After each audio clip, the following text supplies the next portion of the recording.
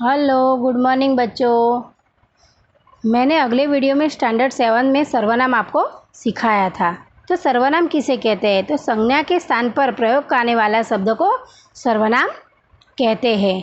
सर्वनाम के 6 प्रकार है: पुरुषवाचक सर्वनाम, निजवाचक सर्वनाम, निश्चयवाचक सर्वनाम, अनिश्चयवाचक सर्वनाम, संबंधवाचक सर्वनाम और प्रश्नवाचक सर्वनाम।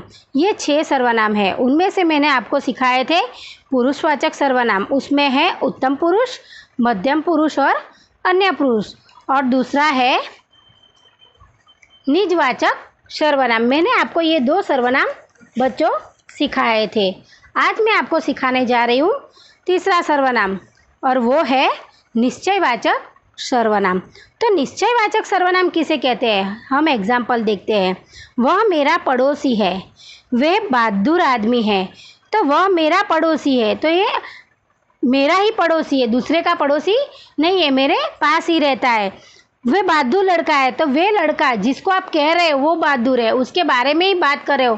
तो आप निश्चित कोई वस्तु, प्राणी, व्यक्ति के बारे में बात कर रहे हो जो निश्चित वही है, तो उसे हम निश्चयवाचक सर्वनाम कहेंगे।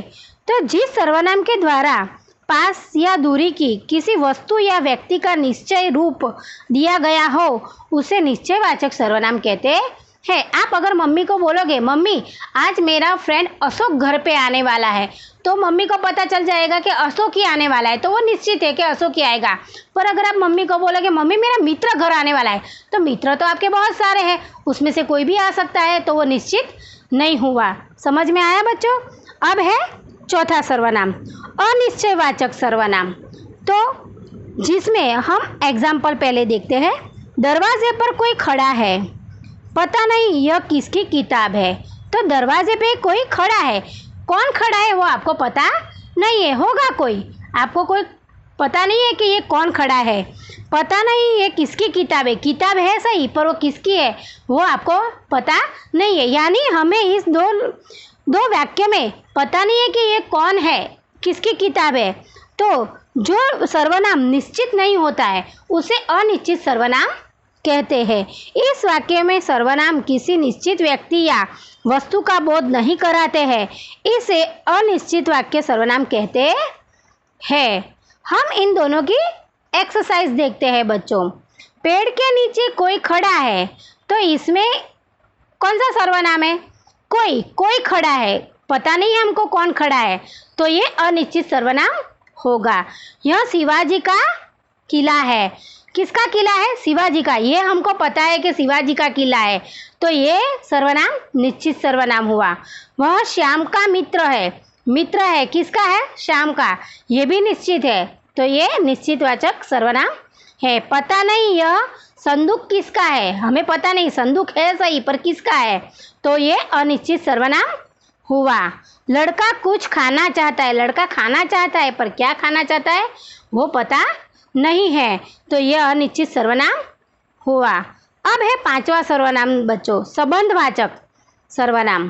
तो इसमें हम पहले एग्जाम्पल देखेंगे। जो जन्म लेता है वह मरता है, जो आप कहेंगे वह काम मैं करूँगा।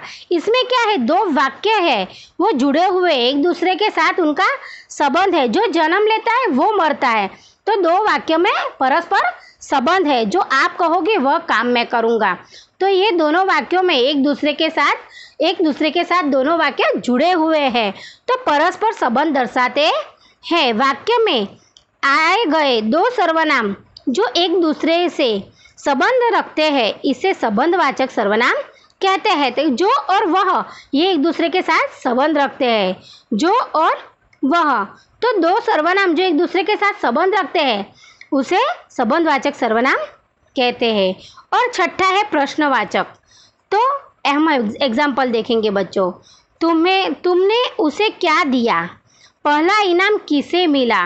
तो इसमें क्या है? हम प्रश्न करते हैं, क्या मिला, क्या दिया, किसने दिया, तो उसे हम प्रश्नवाचक सर्वनाम कहेंगे। जिस सर्वनाम से किसी और के बारे में प्रश्न किया जाता हो उसे प्रश्नवाचक सर्वनाम कहते हैं। तो हम ये एक्सरसाइज देखते हैं बच्चों। तुमने चाबी खाली जगह दी, तो चाबी दी पर किसको दी, तो यहाँ पे क्या आएगी? किसे दी। तुमने किसे दी चाबी, तो ये क्या है? प्रश्नवाचक हो गया।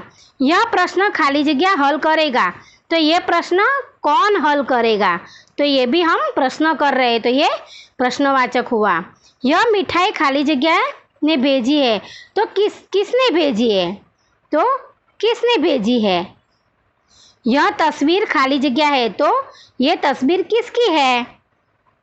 तो बच्चों यहाँ पे आपका ये सर्वनाम, व्याकरण में सर्वनाम यहाँ पे पूरे होते हैं। 6 के 6 सर्वनाम मैंने आपको समझा दिए। आपको आपके हिसाब से नोट में इसे लिख देना है। बाय बच्चों।